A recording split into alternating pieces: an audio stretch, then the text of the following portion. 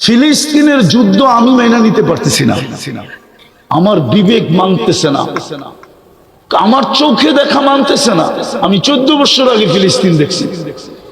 আমি তো দেখি খলিলের কবর, ওইখানে বোম ফাটে কি করে? কবর তো খলিলের, খলিল বুঝেন, ইব্রাহিম খলিলের কবর। আমি তো চোখে দেখে বলতেছি, কবর আমার সামনে, এখন আপনাকে দেখাইতে পারতেছি না। খলিলের কবর যেখানে, ওইখানে বোম ফাটে কি করে? মুসা আলাইহিস সালামের কবর যেখানে, ওইখানে বোম ফাটে কি করে? মুসলমানের প্রথম কেবলা যেখানে, ওইখানে বোম ফাটে কি করে? 70 জন নবীর কবর যেখানে এখনো চিহ্নিত, ওইখানে ফাটে কি করে?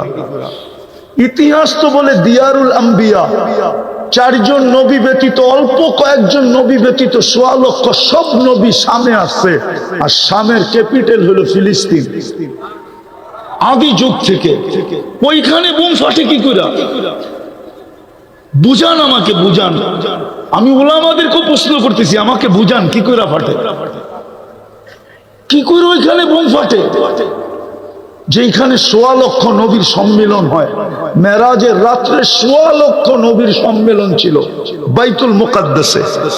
আমাদের নবীজি ইমামতি করছেন, বয়ান করছেন, তারপরে সবার কাছ থেকে বিদায় নিয়ে গেছেন। সবাই বিদায় দিতে আসছে যে ওইখানে যাওয়া তো কারো পক্ষে সম্ভব না।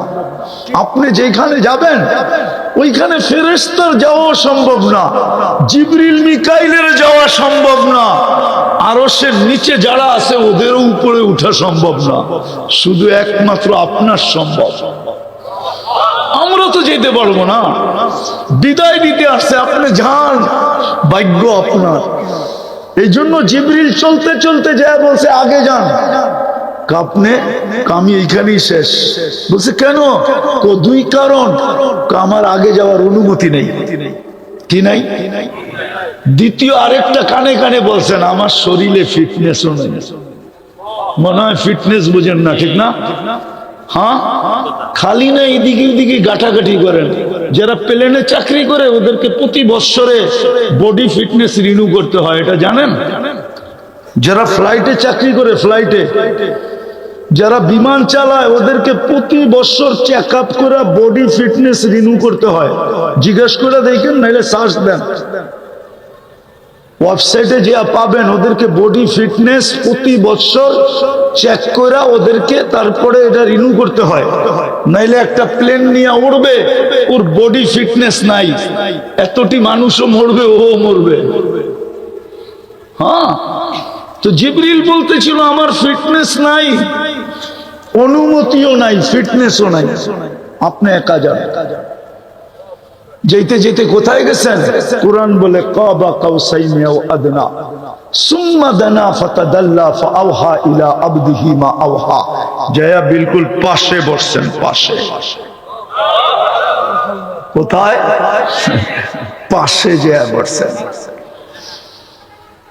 ওই বন্ধু 1.25 লক্ষ নবীদের সম্মেলন যেখানে হইল, সবার কথা বাদ দিলাম, আপনি মুহাম্মদুর রাসূলুল্লাহ চিনেন না, আমরা চিনি না, আসলে চিনি না।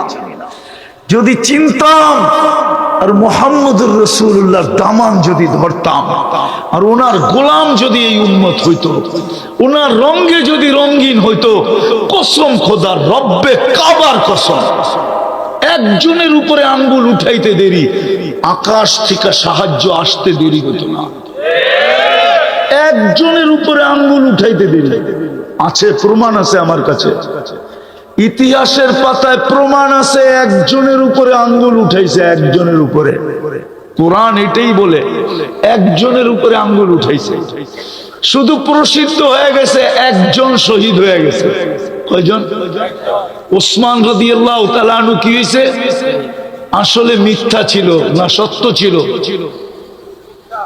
হ্যাঁ, মিথ্যা ছিল না, মুনাফিক ছড়ায় দিছে, ওসমান শহীদ। আল্লাহ রসুল সাহাবাদেরকে পরামর্শ করছে, কি করবা? ওসমান তো শহীদ হয়ে গেছে। বলছে রক্তের বদলা নিয়ে তারপরে যাব।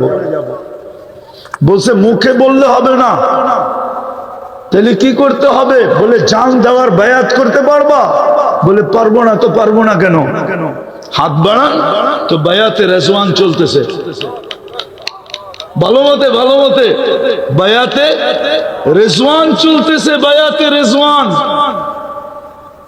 চলতে চলতে চলতে চলতে গাছের নিচে, ওই গাছ এখনো আছে, বায়াতে রেজওয়ান চলতেছে।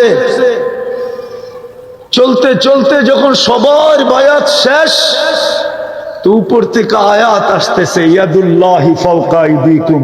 আল্লাহ বলে তোমরা একদিকে গেলে গা, আমি একদিকে থেকে করবোটা কি? ও আল্লাহ, আপনি বইলা দেন না এটা মিথ্যা, আমি আর একা থেকে করবো কি? আমিও তোমাদের সাথে।